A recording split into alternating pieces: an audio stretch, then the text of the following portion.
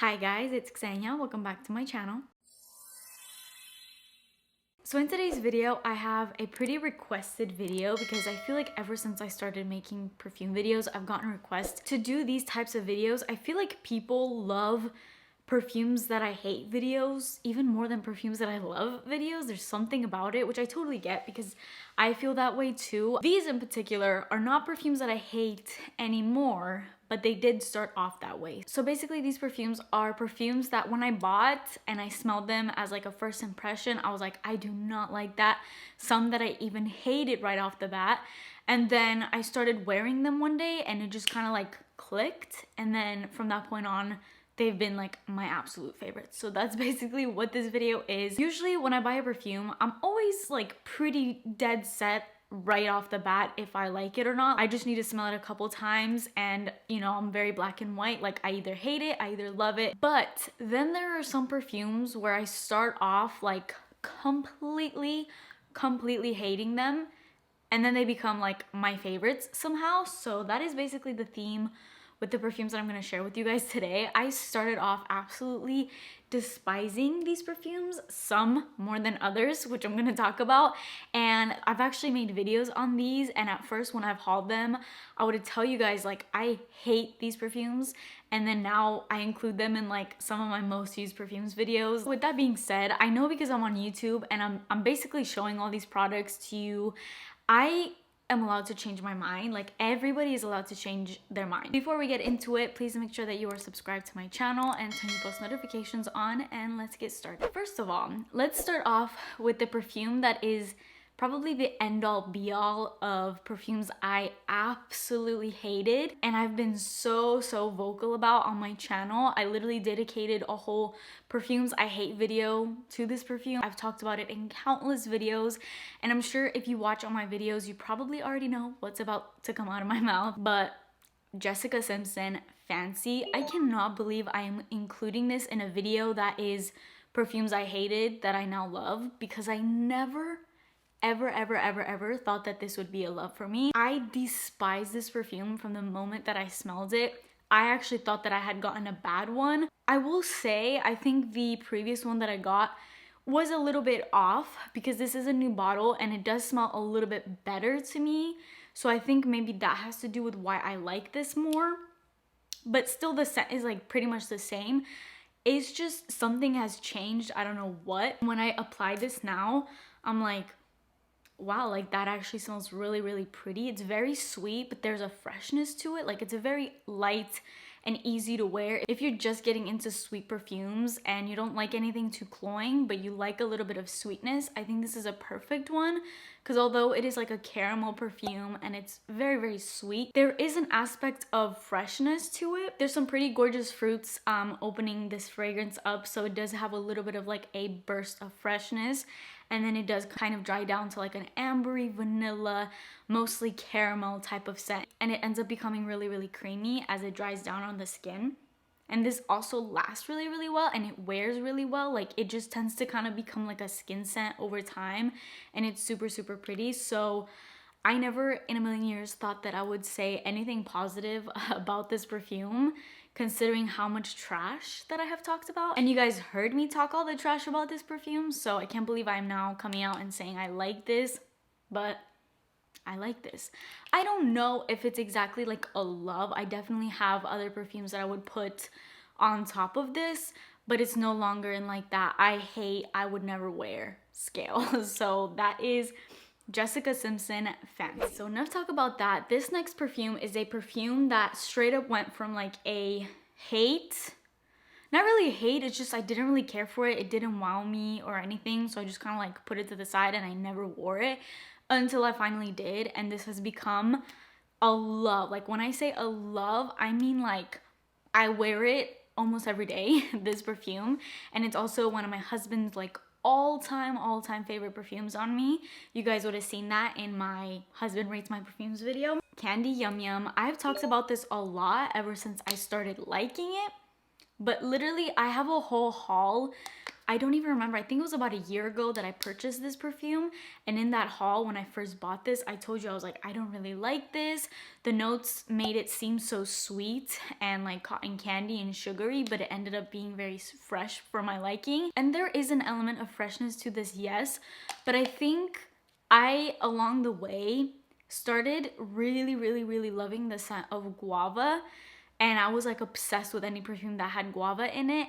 And one day I just randomly picked this up because I actually saw a video from Kathleen Lights, and she was saying how she loves this perfume and she wears it to bed. And I was doing like my little nighttime routine, and I was like, maybe I'll just give that one a go. And it was like the first time that I actually wore it after basically deciding that I didn't like it. And I go and spray it, and all night I could not stop sniffing myself. I would always get like bursts of this amazing scent.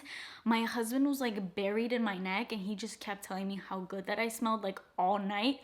And the next morning I knew, I was like, wow, like this fragrance freaking blew me away. And now I wear it like all the time. I wear it to just like go out and run errands. I wear it around the house. It's a very versatile scent. It's a very easy to wear scent. There is freshness to it, but it's kind of like has that guava. It has like this candy scent. Candy Yum Yum is the perfect name for it. There is cotton candy and vanilla in here, so it does have that sugary sweetness. And there is a creaminess to it in the dry down, so I definitely really love that. And then there is cherry blossom and iris in the middle notes, so you do get a bit of a floral scent, but I think that bit of freshness is coming from that guava, but it's like a fresh, sweet, juicy type of scent, and it's so mouth-watering. It almost has like, not beachy, but kind of like gives you like vacation island vibes. Oh, I love this scent. This scent is a winner. Like every time I've worn this, not just by my husband, but I've gotten 1,000,000,001 comments on Candy Yum Yum. And people did leave me in the comments, because I did say in a previous video that this was really hard to find, because you guys had told me it was very hard to find and it was like out of stock everywhere. But I think that they have replenished this, because a lot of you came out saying that you found this and you ordered it. So I will definitely leave a link where this is available in the description box.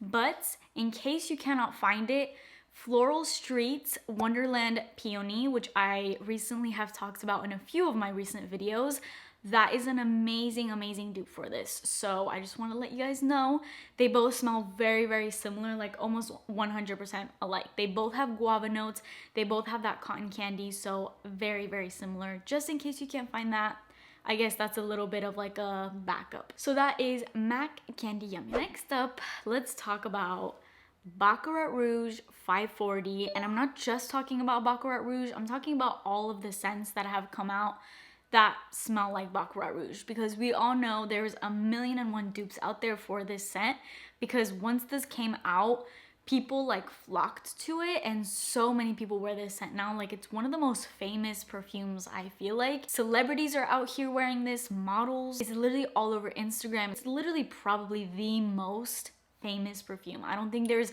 a literal person that doesn't know about this perfume. Even if you're not a perfume person, everyone knows about this. But when I first smelled this, or when I first smelled its dupes, like Cloud was probably my very first kind of introduction to this scent. And when I first smelled Cloud, I was like, this smells like medicine to me. It does not smell good. And then I bought Cloud and I kept wearing it. And it was one of those things where I don't like this so much that I like it. Does that make any sense? I could not figure out at all how I felt about it. There was something that was so intriguing to me about that scent. I kept wanting to smell it, but I didn't necessarily like love every whiff of it that I got, because it was such an unfamiliar scent. So that's kind of like what I found with this scent. I wouldn't say that there was like a hate. I think I would just say that this was so unfamiliar to me that I had a really hard time deciding how I felt about it. But ultimately, I definitely, obviously, I have the real Baccarat Rouge in my hand. And this is hands down my most expensive perfume that I have in my entire collection. You guys know I love affordable perfumes. Like, I love them.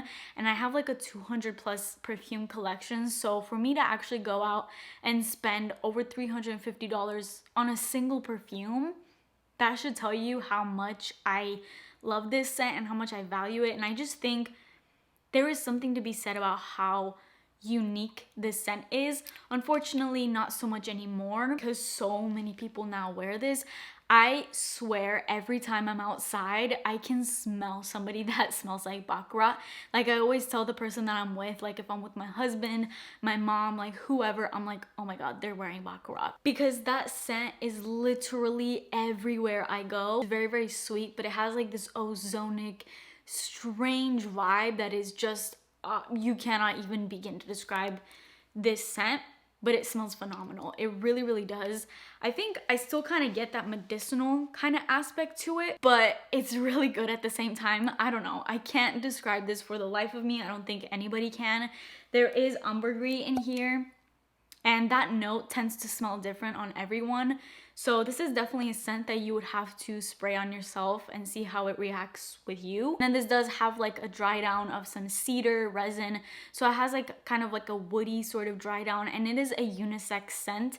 Not because it necessarily smells masculine. There's nothing really in here that's super feminine or masculine, you know? Like anybody can wear this scent. It just smells good. So yeah, enough talk about that. This was definitely a, I don't know how I feel about it type of scent, to maybe I don't like it, to now absolutely love. Like I absolutely love. I understand that it's a pretty polarizing scent. Not everyone will love this, but I think the majority of people do tend to really like this. This next scent, it literally pains me to talk about this scent. To even say out loud that I hated this perfume at first just feels like a crime coming out of my mouth, because this is my baby now. This is like, it's almost my signature scent at this point, and I love it, love it, love it so, so much. If there was one perfume that I could hold on to forever, it would probably be this scent. Alien by Thierry Mugler. Enough said. This scent is just stunning. I don't care. Oh my God. I do not care what anyone has to say about Alien. I know that there is so many people that dislike this scent. I know that it's a very unique scent. It's called Alien for a reason. Like there's something so unique about it, but it's so alluring. There's something that when you smell this scent, you just like, you are like in a love spell. I don't know how to explain it, but that's just how I feel every time I smell this scent. Like I love this. This is a heavy jasmine scent, so I do think that you would have to like jasmine to like this scent, but it's a very unique type of jasmine. There's literally 3 notes in this perfume, and that's literally jasmine, woodsy notes, and amber. That's it, or at least that is stated, because I swear this perfume smells like it has 300 notes in it. It just smells so unique and so high-end. It smells like freaking money. Just the mixture of the woody notes with the jasmine give it such a sexy feminine sex appeal to it. But then that addition of the amber kind of gives this a hint of sweetness that is just very, like, I feel like it's necessary. It doesn't necessarily make the biggest difference, but it's necessary in this scent. Otherwise, it might be a little bit too bitter, in my opinion. So that amber really kind of rounds this just a little bit. This is just the most incredibly well curated scent, I feel like. I grew up wearing this scent, so this was actually a scent that when I first smelled, like literally when I was like 8 or 9, my cousins used to wear it, and I did like it, but then I just forgot about it because I wasn't into perfumes. Obviously, I couldn't afford perfumes. I was living with my parents, you know, I didn't have a job. Like this was like when I was in school. And then a couple years ago, I worked at a store that had perfumes, and my coworkers hated this. Like they were very vocal about how much they hated this. Anytime anybody came in that smelled like this, they would literally like walk away because they hated this scent. So I feel like that kind of influenced me in a way. There was so much like negativity towards this scent that I almost felt that way about it too, until I finally just gave it a shot again. And I smelled it for the first time in the way that I smelled it back when I was like 8 or 9, when I smelled it for the actual first time. And then it just gave me all these amazing feels, like nostalgic feeling. And not even just that, but I just think that this is such a beautiful scent. Like Alien, I feel like is a scent that every woman needs. It's definitely one you have to test out, not a safe blind buy.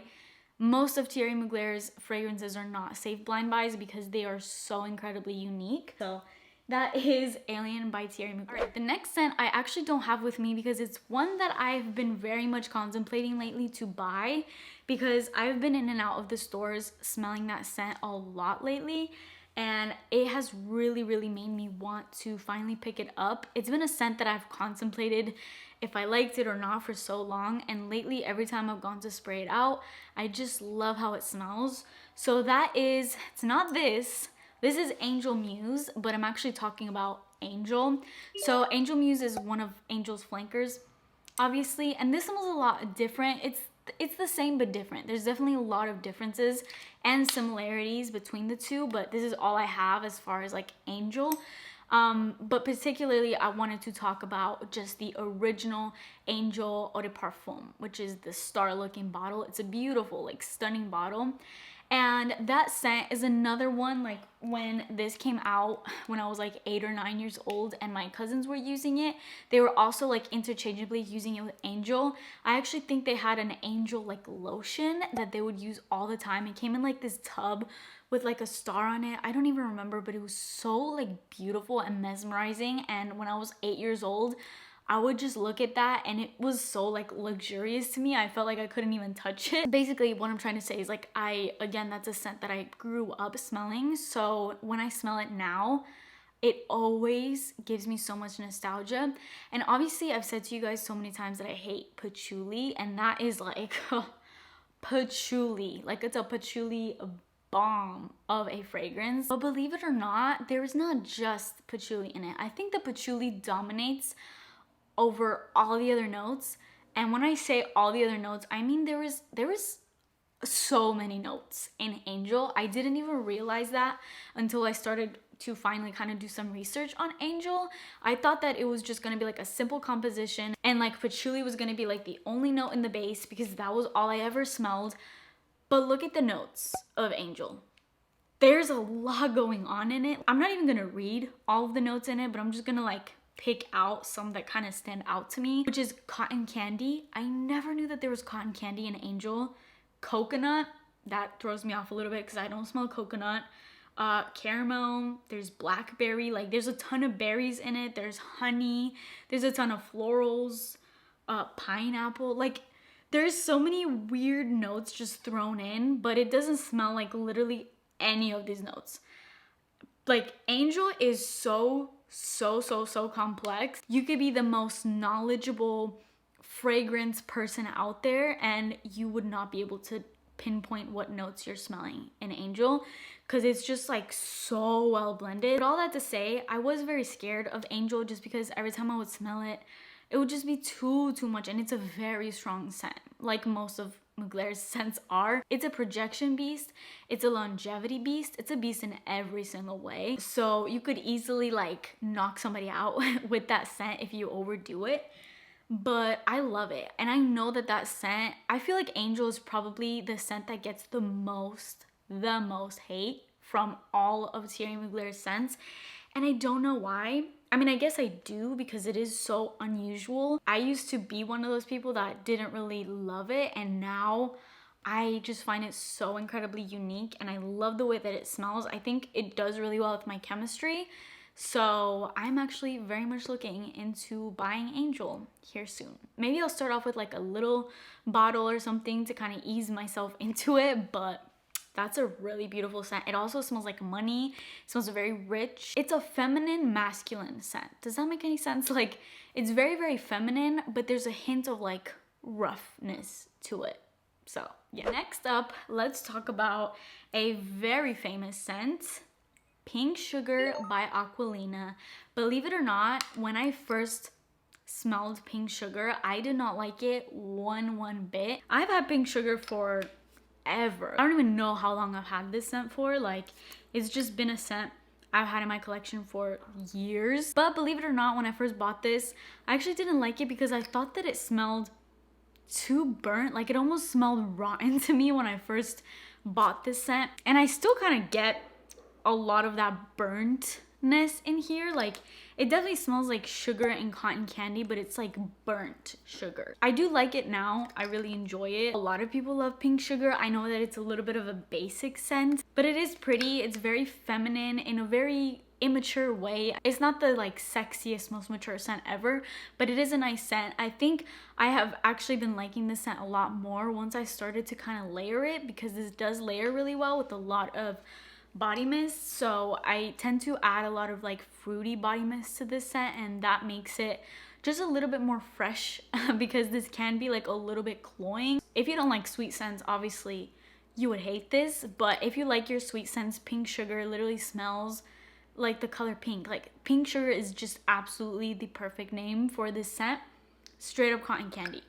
Like straight up cotton candy. I do enjoy this now, but it was not always that way. That is Pink Shade. Okay. Next scent is Dolce & Gabbana Light Blue. I have the O Intense, but they all kind of smell similar. This one's just the intense version, so it's just a little bit more intensified overall. But this does, I feel like, last the most out of all of them. I have grown to love this. I didn't buy this for the longest time because I found it way too masculine, and there was just something very off about it for me until, again, like I just smelled it one day and I was like, I actually really like it. Like I actually wore it. I think the key and like the deciding factor of whether you're gonna like a scent or not is when you actually wear it. If you just go to the store and you smell it like on a tester strip, most of the time I feel like when I've done that I haven't liked it, or if I have liked it, once I have tested on my skin, it just doesn't react well with me and then I don't like it. So I would definitely suggest when you're out in stores like testing out fragrances,